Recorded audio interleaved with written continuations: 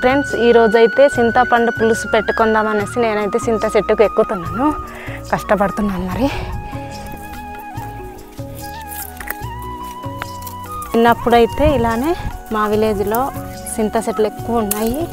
Ice cream కోసం ఏరేసి ఇచ్చేవాళ్ళం. పులుసు పెట్టుకోవడానికి చింత చెట్టుకి ఎక్కానండి.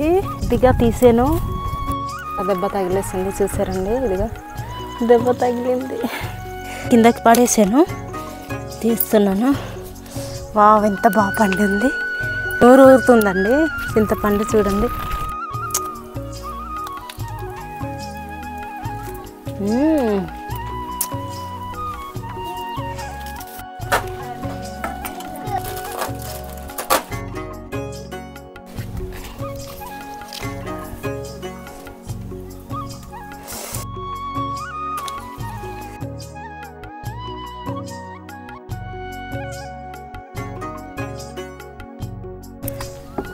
కుర్తి నీళ్ళు అంటారు వీటిని, చాలా మస్తుగా తాగుతాయి. చూడండి ఎంత బాగా తాగుతున్నాయి.